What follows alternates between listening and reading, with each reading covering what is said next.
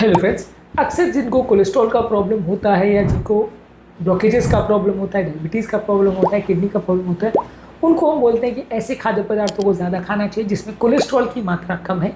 तो आज हम आपको एक ऐसी लिस्ट देंगे डिटेल फूड प्रोडक्ट्स की जिसमें कोलेस्ट्रॉल कम है।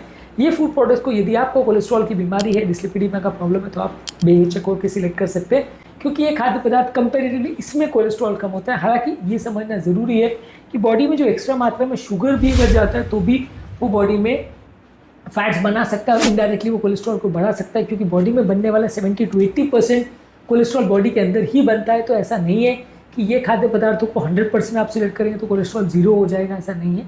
पर ये खाद्य पदार्थों में खुद में कोलेस्ट्रॉल उतना ज़्यादा नहीं होता है। बॉडी के अंदर जाके मीठी चीज़ें अक्सर कन्वर्ट हो सकती हैं कोलेस्ट्रॉल में, पर ओवरऑल अगर डायरेक्ट कोलेस्ट्रॉल की बात करें तो ये खाद्य पदार्थ उतने कोलेस्ट्रॉल रिच नहीं माने जाएंगे। ऐसे खाद्य पदार्थों का आज हम आपको लिस्ट देंगे। टॉपिक पर जाने से पहले जो लोग हमारे चैनल पर नए हैं मैं रिक्वेस्ट करूँगा कि चैनल को सब्सक्राइब करें, वीडियोस को लाइक करें, शेयर करें, फॉलो करें, कमेंट करें, पूरा देखें। टॉपिक इंपॉर्टेंट है, इसे एंड तक देखिएगा। चलिए शुरू करते हैं।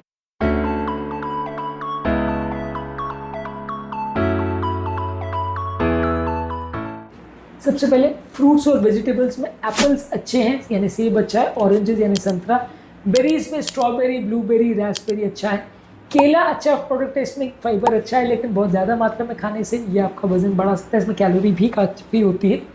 इसके अलावा सब्जियों में गाजर है, पालक है, ब्रोकोली है, केल है, टमाटर है, खीरा है, ज़्यादातर जो भी सलाद है, फूल गोभी, पत्ता गोभी, ब्रोकोली, ये सारे क्रूसीफरस वेजिटेबल थे, ये सारे कैलोरी में काफ़ी कम होते हैं और कोलेस्ट्रॉल लगभग नहीं के बराबर होता है। ज़्यादातर सब्जियां इस मामले में हेल्दी है और कुछ फल भी हेल्दी है। जो कम मीठे फल है और ज़्यादातर सब्जियां हैं वो हेल्दी है। ज़्यादा मीठे फल और ज़्यादा मीठी सब्जियां आप लेंगे तो वो इनडायरेक्टली आपके कोलेस्ट्रॉल लेवल्स को बढ़ा सकता है, वजन बढ़ा सकता है, नुकसान कर सकता है। तो कम मीठे फल और कम मीठे सब्जियां आपके लिए अच्छी है। इसके अलावा होल ग्रेन्स जैसे कि ओट्स, खासकर oatmeal, brown rice, quinoa, barley, whole wheat bread और होल ग्रेन पास्ता, ये कंपैरेटिवली वो खाद्य पदार्थ है जिसमें उतना ज़्यादा कैलोरी नहीं होता है, कोलेस्ट्रॉल ज़्यादा नहीं होता है। मैदे की बनी हुई फूड प्रोडक्ट जो भी आप लेंगे वो बॉडी में इन्फ्लेमेशन करेगा और वो डायरेक्टली शुगर स्पाइक करता है, जिससे कोलेस्ट्रॉल बढ़ने के चांस बढ़ जाते हैं। तो ग्रेन्स ज़्यादातर आप लेंगे तो वो अच्छा है, खासकर ब्राउन राइस और ओट्स या गेहूँ की बनी हुई चीज़ें लेंगे तो ज़्यादा अच्छा है। जितना वाइट राइस लेंगे और मैदा लेंगे वो नुकसानदायक है। इसके अलावा जो अलग अलग तरह की बीन्स है, जैसे काली बीन, राजमा है, छोले हैं, मटर है, चने हैं, ये सारे जो खाद्य पदार्थ है इसमें फाइबर कंटेंट काफ़ी अच्छा होता है, प्रोटीन कंटेंट काफ़ी अच्छा होता है। डायरेक्टली उतने मीठे नहीं होते तो उतना आपका ट्राइग्लिसराइड वैल्यूज़ या कोलेस्ट्रॉल वैल्यूज़ उतना नहीं बढ़ाएंगे, तो ये कंपेरेटिवली ज़्यादा हेल्दियर फूड प्रोडक्ट्स माना जाएगा।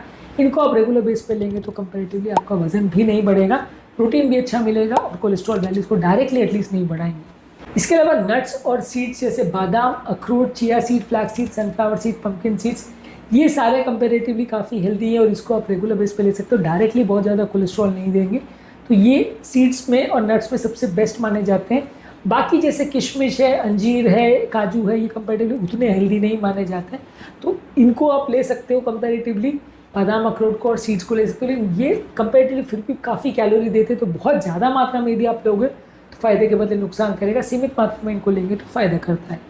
इसके अलावा कुछ प्लांट बेस्ड ऑयल जैसे ऑलिव ऑयल, एवोकाडो ऑयल और कैनोला ऑयल, ये कंपेरेटिवली थोड़े ज़्यादा हेल्दी ऑयल्स माने जाएंगे और इसमें कैलोरी डेंसिटी कंपेरेटिवली और जितना सैचुरेटेड फैट्स की डेंसिटी है वो कम है, तो ये कोलेस्ट्रॉल उतना ज़्यादा नहीं बढ़ाते हैं जितना कि सैचुरेटेड फैट्स और सीड ऑयल्स बढ़ाते हैं। ऑयल कौन कौन से आपको यूज़ करने चाहिए, कौन से नहीं करने चाहिए, इस पर मैंने ऑलरेडी काफ़ी वीडियोस किए, इनको जरूर देखिए। इसके अलावा लीन और फैट फ्री प्रोटीन जैसे टोफू, टेम्पे, सीटन, जो कि सोयाबीन से बनने वाले ज़्यादातर प्रोटीन्स है, ये कंपेरेटिवली ज़्यादा हेल्दी माने जाएंगे। एनिमल प्रोटीन के कंपेरिजन में कोलेस्ट्रॉल काफ़ी कम देते, ज़्यादा हेल्दी है। इसके अलावा फिश आप कोई भी खा सकते हैं, salmon, mackerel, trout, tuna, sardine fishes, ये ओमेगा 3 फैटी एसिड देते हैं, बॉडी का कोलेस्ट्रॉल लेवल कम करते हैं। इनको ज़्यादा मात्रा में लेने से आपको उल्टा ज़्यादा फायदा होगा, ब्लड कोलेस्ट्रॉल लेवल को कम करने में मदद मिलेगी, बहुत सारी तरह की बीमारियों से भी बचाते हैं, बहुत सारी तरह के इन्फ्लेमेशन को भी कम करते हैं। तो ओमेगा 3 फैटी एसिड से रिच कोई भी फूड प्रोडक्ट आपके लिए अच्छा है यदि आपको कोलेस्ट्रॉल का प्रॉब्लम है तो।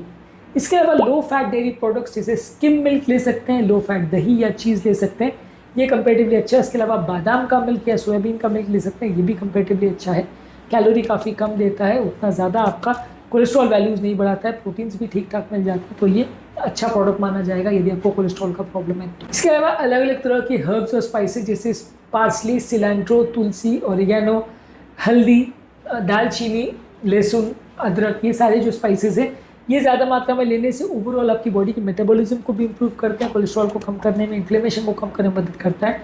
कोलेस्ट्रॉल वाले लोगों के लिए ये खाद्य पदार्थों में कंपैरेटिवली कोलेस्ट्रॉल कंटेंट काफ़ी कम होता है, अच्छे हैं। यदि आपको कोलेस्ट्रॉल प्रॉब्लम है तो इन खाद्य पदार्थों को आप ले सकते हैं।